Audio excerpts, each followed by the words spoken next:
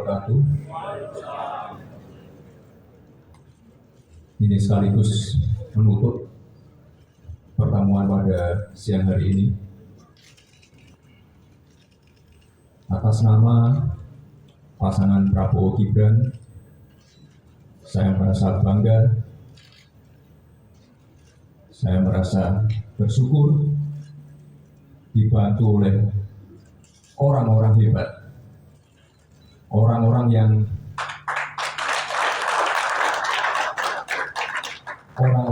benar-benar ahli di bidangnya masing-masing.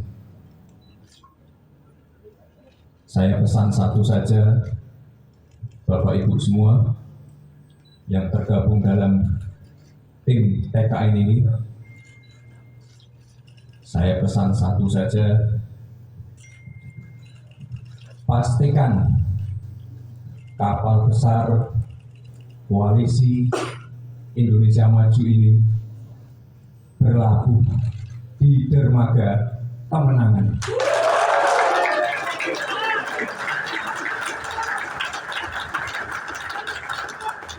Sekian, terima kasih. Wassalamualaikum warahmatullahi wabarakatuh. Kita beri tepuk tangan sekali lagi.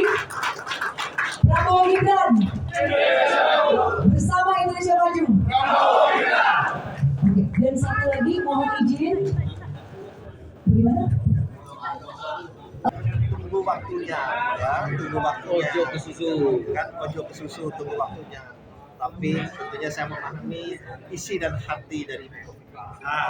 Maksudnya ojo ke susu, apakah nanti dalam ini akan bergabung juga? Kita kan selalu mendoakan harapan yang terbaik, dan saya juga meyakini pastinya Ibu Kofifa juga mengharapkan yang terbaik untuk bangsa ini. Tunggu tanggal mainnya. Tanggal mainnya, dan insya Allah tadi yang saya sampaikan, saya tahu isi dan hati Ibu Kofifa. Dan saya yakin Ibu Kofifa akan melakukan yang terbaik untuk bangsa dan negara dan rakyat yang kita cintai. Udah. Nah, kalau hakim MK terbukti melanggar kode etik, ya tinggal dikasih sanksi saja. Yang namanya manusia kan tidak bisa lepas dari masalah pelanggaran etik.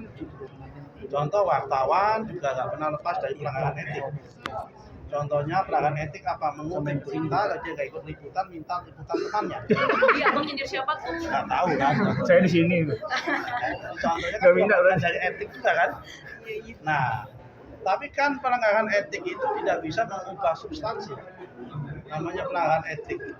Etik itu kan karena mungkin ada proses yang dilampaui atau nggak dipenuhi, SOP yang nggak dipenuhi dan sebagainya, atau ada tata kelola administrasi, namanya juga etik. Ya kan, tapi kan tidak mengubah substansi. Soal itu kan bukan kewenangannya TKN. Itu kan kewenangannya daripada MK, Majelis Kehormatan Mahkamah Konstitusi. Mahkamah Konstitusi itu sudah sangat terhormat. Apalagi Majelis Kehormatannya lebih hormat, terhormatnya terhormat. Sehingga kita serahkan sama MK apapun keputusan yang diterima. Namanya juga manusia. Namanya hakim 9 orang kan juga manusia. Kan nggak mungkin lepas dari kesalahan maupun dari etika. Apa itu kesalahan etik? Ya kan? Kita kadang-kadang kedip mata begini pun bisa menjalani kesalahan etik. Saya melihat Diana ini pun kadang-kadang kecuali pejabat bisa kena majelis etik juga kena. Kenapa melihat wartawan dengan melotot begitu bisa kena etik juga? Kalau yang bisa bukan lapor ke majelis kehormatan. Kan begitu kan? Namanya manusia. Ayo, ya kan, apalagi. Jadi kita serahkan sepenuhnya soal itu, toh kan itu tidak akan berpengaruh terhadap hasil keputusan. Kalau yang dipersoalkan, katakanlah misal kenapa Pak Anwar Usman ikut terlibat dalam proses ini dan ada konflik of interest begitu kan? Pertanyaannya adalah, memang yang disidang itu Mas Gibran? Yang disidang kan nggak Mas Gibran. Yang disidang itu adalah jihad atas undang-undang pemilu. Dan yang diputuskan adalah kepala pejabat, kepala daerah, atau yang pernah ikut terlibat pemilu yang usia di bawah 40 tahun boleh. Berarti apa? Putri Komarudin juga boleh menjadi wakil presiden karena usia di bawah 40 tahun dan dia pernah ikut pemilu. Diko juga bisa gitu. Artinya konflik of interest-nya di mana? Kecuali kalau yang disidang itu adalah hakim menyidang sidang pembunuhan. Yang membunuh akhirnya dia membunuh Bapak Anu. Anwar Usman yang tanahnya membunuh siapa keponakannya. Itu nggak boleh. Ini kan enggak. Ini undang-undang yang disidang, yang diperkarakan undang-undang. Dan undang-undang itu di mana tak konflik of interestnya undang-undang? Undang-undang ini bukan orang. Ini kadang-kadang ini masalah persepsi yang dibangun. Dan saya meyakini persepsi yang dibangun itu apa? Hanya orang yang tidak ingin ngasih kesempatan sama anak muda untuk tampil menjadi pemimpin di Indonesia, yaitu menjegal Mas Gibran.